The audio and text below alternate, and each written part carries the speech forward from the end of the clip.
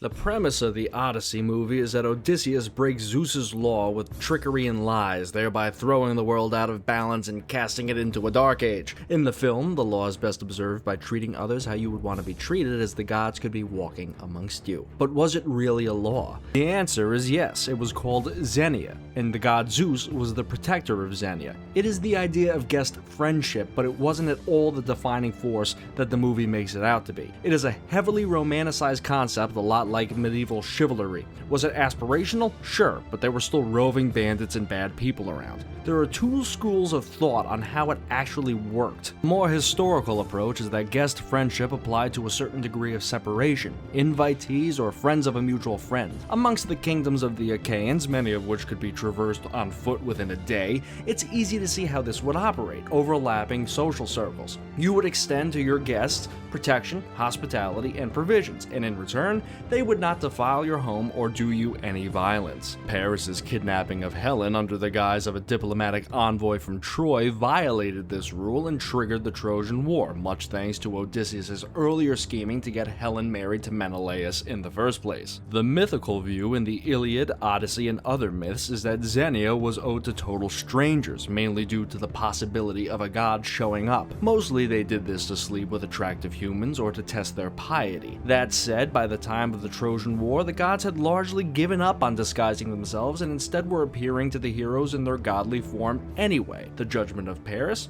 They were gods. Helen visits Aeolus? She was a god. But in the movie, Athena appears as who I think is Cassandra or some other murdered priestess who Odysseus failed to save. In short, was Xenia important? Yes. But is that what upheld the Bronze Age? No. That was the Bronze Trade, hence the name.